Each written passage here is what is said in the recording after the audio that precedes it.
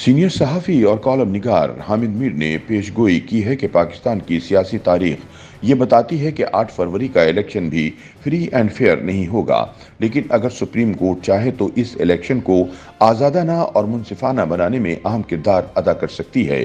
Asghar Khan case کے فیصلے کی روشنی میں ریاستی اداروں کی سیاست میں مداخلت کو روک کر سپریم کورٹ 8 فروری کے انتخابات کو کافی حد تک آزادانہ اور منصفانہ بنا سکتی ہے۔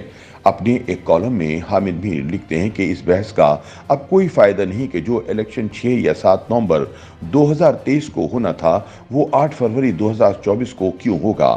آئین پاکستان کے مطابق قومی اسمبلی ختم ہونے کے 90 دن میں الیکشن کرانا تھا، لیکن افسوس کہ آئین پر عمل نہ ہو سکا۔ صدر مملکت نے بھی اپنی ذمہ داری ادا نہیں کی اور الیکشن کمیشن آف پاکستان نے بھی ذمہ داری کا مظاہرہ نہیں کیا۔ سپریم کورٹ آف پاکستان نے صدر مملکت اور الیکشن کمیشن میں ڈیڈ لاک ختم کرایا اور یوں 8 فروری 2024 کو الیکشن کرانے پر اتفاق ہو گیا۔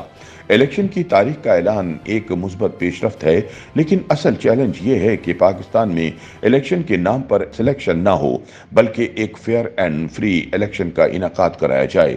اگر 2024 میں ویسے ہی الیکشن ہوا جیسا 2018 میں کرایا گیا تھا تو پاکستان آگے نہیں پیچھے جائے گا۔ حامد میر کہتے ہیں کہ دھاندلی پاکستان کی ایک تاریخی حقیقت ہے۔ تاریخ بڑے کام کی چیز ہے۔ جو قومیں تاریخ سے سبق نہیں سیکھتی ان کا جغرافیہ بدل جاتا ہے۔ اس کی سب سے بڑی مثال 1970 کا الیکشن ہے۔ 7 دسمبر 1970 کو قومی اسمبلی کی 300 نشستوں کے لیے الیکشن ہوا۔ عوامی لیگ نے 167 اور پاکستان پیپلز پارٹی نے 86 نشستوں پر کامیابی حاصل کی۔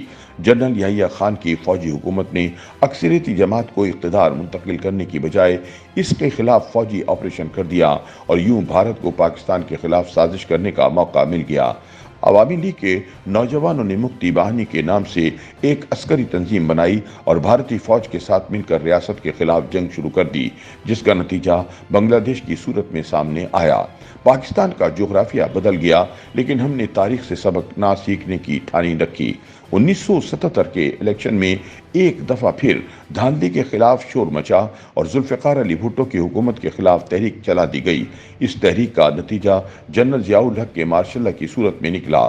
جنرل ضیاء نے مارشل لا نافذ کرنے کے 8 سال بعد 1985 میں غیر جماعتی انتخابات کرائے، جن کے نتیجے میں محمد خان جونیجو وزیر اعظم اور نواز شریف وزیر اعلیٰ پنجاب بنے۔ 1988 میں جنرل ضیاء الحق نے جونیجو کو برطرف کر دیا کیونکہ وزیر اعظم نے صدر کی ایک مالی کی مدت ملازمت میں توسیع سے انکار کر دیا تھا۔ حامد میر بتاتے ہیں کہ جونیجو کو برطرف کرنے کے کچھ عرصے بعد جنرل ضیاء ایک فضائی حادثے کا شکار ہو گئے، جس کے بعد 1988 کے انتخابات ہوئے۔ ان انتخابات میں آئی ایس آئی کے سربراہ جنرل حمید گل نے پیپلز پارٹی کے مقابلے پر اسلامی جمہوری اتحاد بنایا، لیکن اس کے باوجود پیپلز پارٹی نے قومی اسمبلی میں اکثریت حاصل کر لی۔ پنجاب میں آئی جی آئی کو حکومت دلوائی گئی اور نواز شریف وزیر اعلیٰ بن گئے۔ پیپلز پارٹی کی حکومت نے بمشکل 2 سال بھی پورے نہ کیے تھے اور صدر غلام اسحاق خان نے 1990 میں محترمہ بے نظیر بھٹو کو وزارت عظمیٰ سے برطرف کر دیا۔ 1990 کے انتخابات میں ایک دفعہ پھر آئی ایس آئی نے دھاندلی کی، جس کی تفصیل اصغر خان کیس میں سپریم کورٹ کے فیصلے میں بیان کی گئی ہے۔ پھر صدر غلام اسحاق خان نے نواز شریف کو وزیر اعظم بنوایا اور 3 سال بعد انہیں برطرف کر دیا۔ 1993 کے انتخابات میں نواز شریف زیر عتاب تھے، لہٰذا نتائج پیپلز پارٹی کے حق میں آئے اور محترمہ بے نظیر بھٹو دوبارہ وزیر اعظم بن گئیں۔ 1996 میں انہیں دوسری مرتبہ برطرف کیا گیا اور 1997 کے انتخابات میں نواز شریف کو پھر وزیر اعظم بنایا گیا۔ 2 سال بعد جنرل پرویز مشرف نے نواز شریف کو اقتدار سے باہر نکال دیا۔ حامد میر بیان کرتے ہیں کہ نواز شریف جیل میں گئے اور محترمہ بے نظیر بھٹو پہلے سے جلا وطن تھیں۔ 2000 میں نواز شریف اس وقت کی حکومت سے ایک ڈیل کے ذریعے سعودی عرب چلے گئے۔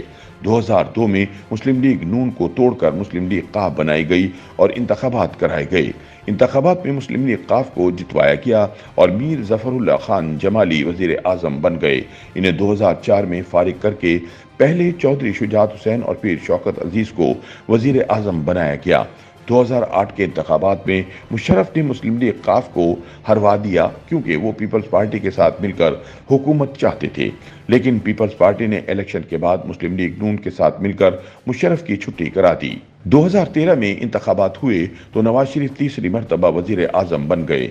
इमरान खान ने उन पर धांधली का इल्जाम लगाया और ISI के सरबराह जनरल जहीरुल इस्लाम की मिली भगत से नवाज शरीफ के खिलाफ धरना दिया। धरना तो कामयाब न हुआ, लेकिन इमरान खान सुप्रीम कोर्ट के जरिए नवाज शरीफ को नाअहल कराने में कामयाब हो गए। 2018 के इंतखाबात में जनरल कमर जावेद बाजवा ने इमरान खान को वजीर आजम बनवाने के लिए सियासत में खुल्लम खुल्ला मुदाखलत की। जब इमरान खान वजीर आजम बन गए तो कुछ अरसा बाजवा की बहुत तारीफें करते रहे, लेकिन फिर इन्हें साजिशी करार दे दिया। जिस तरह ज़ियाउल हक अपनी ही लाए गए जुनीजों के साथ न चल सके, इसी तरह बाजवा भी अपनी ही लाए गए इमरान खान के साथ न चल सके। हामिद मीर का कहना है कि ये कोई राज नहीं रहा कि इमरान खान के लिए 2024 का इलेक्शन लड़ना बहुत मुश्किल है। उनके साथ वही होगा जो 2018 में नवाज शरीफ के साथ हुआ।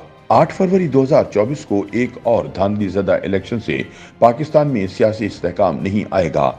अगले इलेक्शन में धांधली का रास्ता सिर्फ सुप्रीम कोर्ट रोक सकती है। सुप्रीम कोर्ट के 3 जज साहिबान justice Iftikhar Mohammad Chaudhary, justice Jawad S Khwaja और जस्टिस खिलजी आरिफ हुसैन पर मबनी बेंच ने 2012 में असगर खान केस में जो फैसला तहरीर किया, इसके पैरा 99 में वाज़ेह तौर पर लिखा कि ब्यूरोक्रेट्स हुकूमत की गैर आईनी अहकामात मानने के पाबंद नहीं।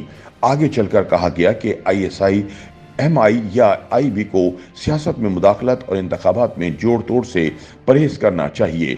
जस्टिस काजी फाइज ईसा ने असगर खान केस का जिक्र फैजाबाद धरना केस के फैसले में भी किया है। Supreme court Asghar Khan case के फैसले की रोशनी में रियासती इदारों की सियासत में मुदाखलत को रोककर 8 फरवरी के इंतखाबात को काफी हद तक फ्री एंड फेयर बना सकती है। YouTube पर गूगली न्यूज देखने के लिए youtube.com की सर्च बार में गूगली न्यूज TV टाइप करें। गूगली न्यूज के पेज पर सुर्ख रंग के सब्सक्रिप्शन वाले बटन पर क्लिक करना ना भूलिए। YouTube पेज पर अपलोड होने वाली वीडियोस से बाखबर रहने के लिए बेल आइकन पर क्लिक कीजिए। आपको हर नई वीडियो के बारे में नोटिफिकेशन मौसूल हो जाएगा।